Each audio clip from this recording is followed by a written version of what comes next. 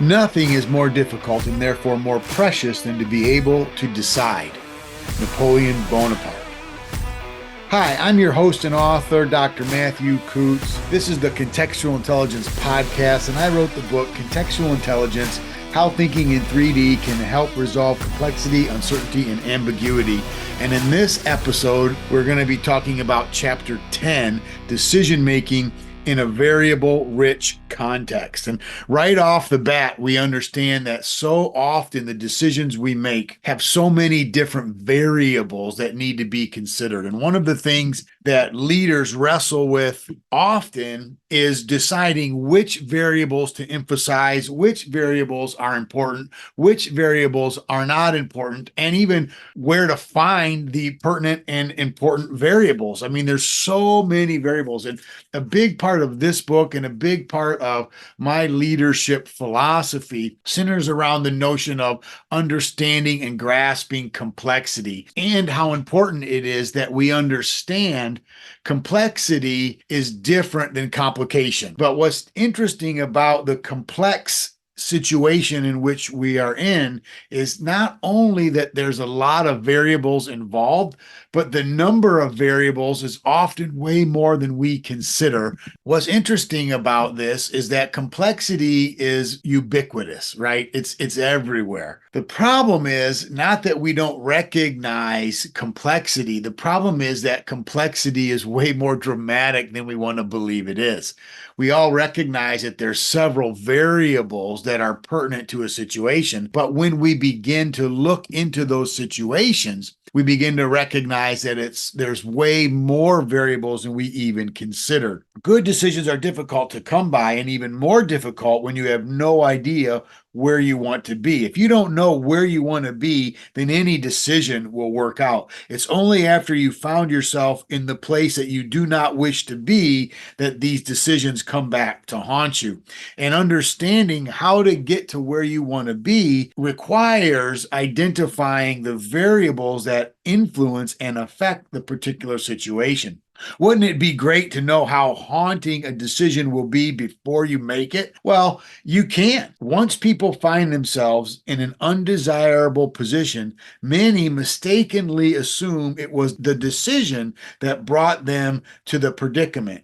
Well, I contend that it might not have been the decision. Rather, it was not knowing where you wanted to be when you were evaluating your different options. And I'm a big fan of the author of Thinking in Bets, which is written by Annie Duke. She talks about how critical it is to understand that even good decisions can result in bad outcomes, and bad decisions can sometimes result in good outcomes, because what we want to avoid is judging the quality of the decision purely on the outcome. And so oftentimes we give credit to good decisions when the thinking was very poor and the thinking was very bad. The logic was haphazard and lacked, but because the outcome was okay, we think that the decision process was good. And that's a major mistake that many leaders make and people in general. What we have to consider is good decisions require investigating and exploring the many variables and the many factors that are involved in how we come to the conclusions that we come to. And to do that, we need to know in advance what's going on. Again, it's not necessarily possible to identify every single variable, but we should be working to identify as many as we can. How many variables do I need to know or be aware of before I can pull the trigger on a decision? That's a tricky question, and it's a dangerous question because in one sense, you want to always answer that with, well, one more. Whatever the number is, there's one more variable you should be considering. That's dangerous because if we always think one more, then we never actually get to the place where we're pulling the trigger on a decision. And we need to begin to have some sort of a semblance of an idea in mind at some point, because we can't continually keep stalling in order to get more data. That's dangerous. But then there's also that point of diminishing return where more data doesn't necessarily help you make a better decision. So how much is enough? And of course, there's not an easy answer to that question. The answer is it depends. And I know that's not satisfying for a lot of people, But that's the real answer. And it depends. What does it depend on? Well, it depends on the stakes of a bad decision. Sometimes decisions that we're needing to make have low stakes. If it's a low stake decision, you can afford fewer variables, so to speak. But if it's a high stakes decision, you're going to need a few more. The issue I think that's important in a situation like that is who's helping you identify the variable. So there's always another variable you can identify. And if you have people on your team, people in your group, your department, wherever, who are helping you identify these variables, and hopefully you do, those team members think like you do and have a similar history to your history, they're going to identify the things that you've already identified, right? And that, falls into this confirmation bias thing because they'll just confirm what you already think the variables are. And then they're likely to think of many of the same variables that you would think of. And then when we operate in that space only, we tend to think we've exhausted the list because, well, everybody I know has identified these 7 variables and these must be it. That is a real danger if you have a team that thinks and acts like you do. The beauty here is when our team comes together who have a diversity of different experiences, a diversity of different backgrounds, a different way of seeing the world, a different way of understanding complexity and understanding the situation. This is where cognitive diversity is invaluable in the decision-making process, because it's likely that these people will identify variables that you haven't thought of. They'll identify factors that influence a situation that are outside of your awareness. And that's the real goal. So the real goal isn't necessarily to walk away with a list of 20 to 30 variables that are influencing the situation and ultimately determining what course of action you take. The real issue here is having members on your team or people who you can rely on who will think of things that you haven't thought of. And when we start to have variables that are being identified that are outside of our awareness, outside of things that we would have thought of, that's when you know you're starting to get enough variables. That's when you know it's time to start making the decision. As we quoted at the beginning, one of the things that's the most difficult thing about leadership is making a decision.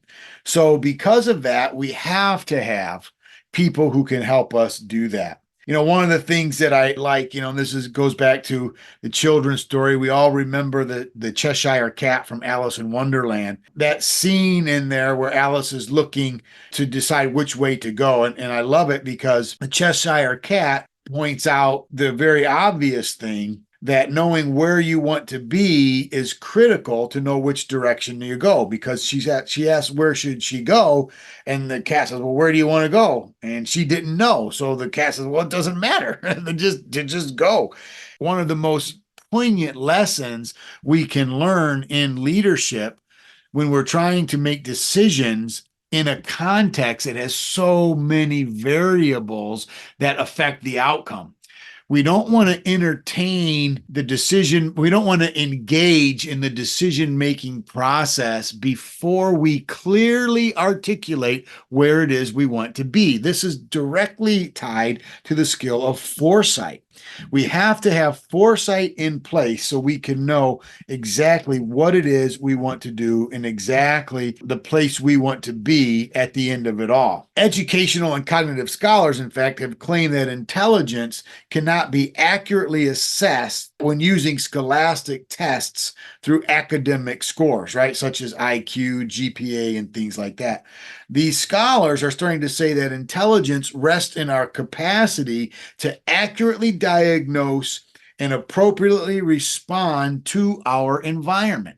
So that accurate diagnosis, that appropriate response, is predicated on being able to identify which variables are affecting what I want to do. Now, note in that statement, you can't even identify the important variables until you've clearly articulated what it is you want to do.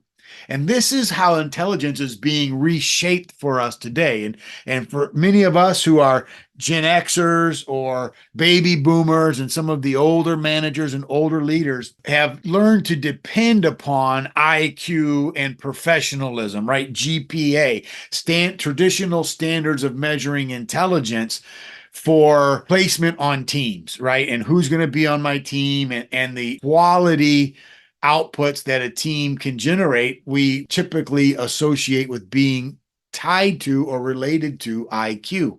Well, we're beginning to find that that's just not accurate. It's just simply not true. We might want it to be. We might really hope it is. We might have a little bit of experience that dictates that a couple really highly intelligent people that we work with over the years were our most celebrated and successful teammates. We might have, but that's confirmation bias talking.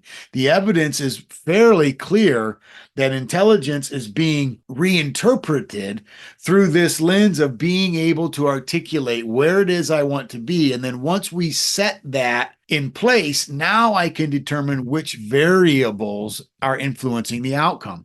If we start just trying to determine the variables that are at play in a particular decision, you're going to have to do that forever. The beautiful thing about being able to determine which variables are necessary to consider has to come after we have decided where we want to be. That's the new leadership literacy. That's the big leadership literacy that's so critical in the times that we're living in today, in this VUCA world, in this turbulent world, is being able to determine this is where we need to be. This is where I want to be. These are my goals, and I want to be here in this amount of time. Once we've articulated that, then we can go and begin to determine which variables are relevant. And that's really, really important for us to understand. And we talk about how to do it, which variables are important. And that's a whole thing in and of itself. But again, I'm reiterating, and I know I'm starting to get redundant now, so I'm going to move on. But it's very important for us to recognize we can't identify the variables that are salient to the moment until after we have articulated where it is I want to be or we need to be in the future. Being able to articulate that is a foundational skill of foresight, and being able to articulate that is critically important. It's not just a desirable thing or it would be nice if. It's actually central to the problem, and it's central to the thing we're talking about. So this kind of turns intelligence on its head. And this is one of the things that I really think is fun about this particular chapter, chapter 10, is how much it talks about the shift in the evolution in our understanding of what intelligence is and what intelligence looks like. Intelligence, as it relates to contextual intelligence, is our ability to respond to new situations appropriately, along with our capacity for learning from experience and transitioning between contexts successfully. In the VUCA world, it's critically important that a leader not only knows how, but also what. And it's answering that what question that determining the future is all about. When we can articulate the future, now we're able to ask what. And what becomes really, really important, because the how is always secondary to what. And that's something that I think many leaders, many managers, many teams get out of order. We're more interested in the how before we address the what. And the what, I think, is critically important to establish before we can address the how. The other part of this chapter, which is a lot of fun, we talk about the different ways that we can begin to develop and leverage our experiences, because there's leadership decision-making, and then there's leadership decision-making. Let me explain that. Most people think that leaders are decisive, and they're willing to say, what needs to be done, when it needs to be done. They just, this is what we're going to do and how we're going to do it. And that's the badge that a leader wears and the burden and responsibility of a leader, right? That's traditional decision making. And someone just owns up to it. Someone just pulls the trigger on it. Someone just is willing to let the buck stop with them, so to speak. And that's where they go. The other side of that, there's decision making. It includes a robust and diligent way of assessing the landscape. And to assess that landscape, we have to learn some specific skills. One of those skills is adaptability. Adaptability is the behavioral change required to meet situational demands. It's well accepted that adaptive capacity, or some people will call it agility, is one of the most important predictors of performance across a diversity of industries and professions. Adaptive capacity is definitely necessary behavior for leaders in contexts that are rapidly changing, uncertain, and complex. In these contexts, leaders must be imaginative and creative, as well as continuously engaged in learning. This means that adaptability is no longer a coping mechanism. Let that sink in for a minute. Because we so often think of someone who is adaptable as someone who copes well with change. Now, people who cope well with change are adaptable, and people who have high levels of adaptability do cope well with change. But that's not what we're talking about here. I'm saying adaptability is now one of the key leadership literacies that a leader needs to have, because the environment around them is changing so often. They need to intentionally learn how to metamorphosize. They need to learn how to transform, and they can't always rely on, this is the way I am. This is the way I make decisions. This is the way I solve problems. This is what leaders do. Leaders always do this in that situation.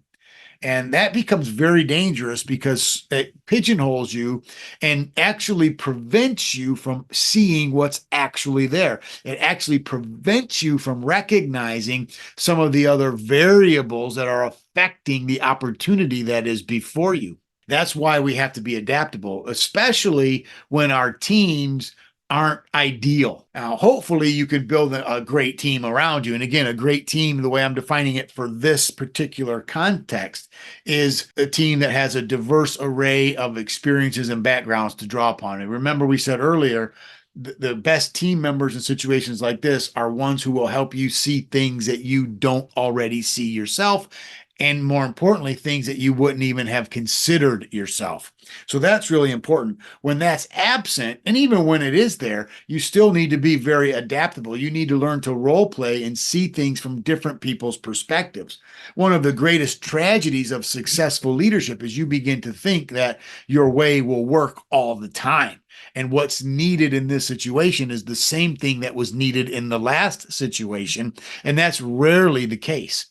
When people fall into that trap, it's actually demonstrating a resistance to being adaptable. So this adaptability becomes really critical. I've listed 3 steps to adaptability in the chapter. The first step is recognize the appropriate change while it's happening. You need to recognize and appreciate the change. The second thing, embrace the change as necessary to growth. The third thing, modify and adjust behavior in real time based upon that change. So when you recognize, embrace, and modify, that's really what we're talking about here. We can actually become more adaptable. So again, we're recognizing the change while it's happening, not after the fact. It's easy to identify after the fact. The real skill is identifying it while it's happening. Embrace that change is necessary. That's critical thinking, that from a leader's perspective. Most of the time, we want to say and defend how things currently are and make an argument or make excuses as to why the change isn't necessary. Well, if the change is happening of its own accord, then we need to assume that it's necessary. And when we do that, it changes our perspective and how we approach it. We begin to embrace it, which is really important. And then once we embrace it, now we need to modify and adjust our behavior to accommodate the needs that the change is leading us toward. That's what it means to be adaptable. The other thing that this chapter talks about that's really important is understanding the contextual ethos. So again, this goes back to what we talked about earlier in the podcast and being able to identify the variables that are at play. The contextual ethos is the characteristic attitude of the group or organization while the opportunity is presenting itself. How do we evaluate that? So in a colloquial sense, it's an atmosphere of the time and the place. It's being aware of the ethos and the culture, the climate that they're recognizing and how that is impacting people's morale, people's attitudes, people's sense of urgency, things like that, what they're deeming and assigning as important, how those things are shifting and adjusting. Those are really, really important. And I also list several examples of things that contribute to the contextual ethos. And I'll just list a few of them here, but the current company culture or social climate, the organization's history, the paradigms and assumptions or the heuristics that are operating in the organization, the unwritten rules, the key players in the organization. Who are they? What are their attitudes?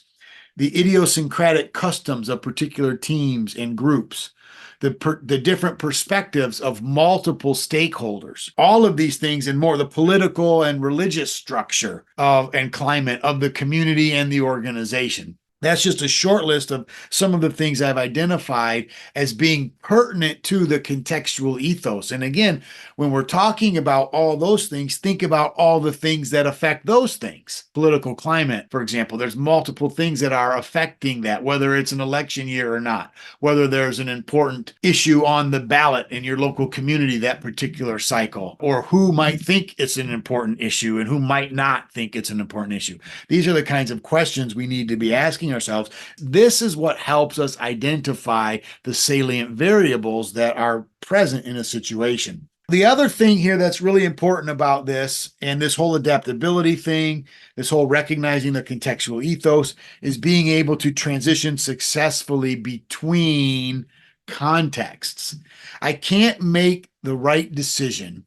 I can't identify the correct variables that are influencing and affecting a decision if I'm not able to transition successfully between the different contexts that I find myself facing. This is something that's really important for us to understand as leaders.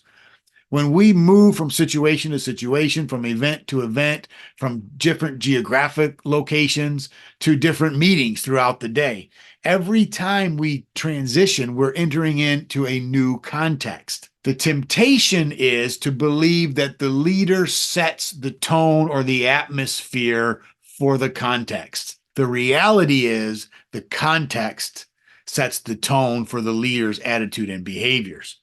And we just have to learn to accept that. So the thing that becomes important is not my will or the leader's will being imposed upon a particular situation, whether it's friendly or hostile or messy or neat, whatever it might be. It's more important to recognize how the context is affecting me, how it's affecting the other people on the team. And this is a predecessor to being adaptable. This is a predecessor to being contextually intelligent. And when we can transition between contexts easily and with great fluidity, now I am in a better position to begin to evaluate what it is that's happening and occurring. That's how we practice contextual intelligence, and that's how we navigate a variable-rich context. So if you like this content and you like what we're talking about, there was a lot more in this chapter. Again, this is chapter 10 in the Contextual Intelligence, How Thinking in 3D Can Help Resolve Complexity, Uncertainty, and Ambiguity. I'm the author, Dr. Matthew Kutz. I'm excited to talk to you more about this. If you want the book, I'd love to get it into your hands. So please reach out to me. I will put all the contact information in the show notes. And let's talk soon. I really want to help you become a better leader by learning to navigate the context that you find yourself in. Thanks a lot. Have a great day.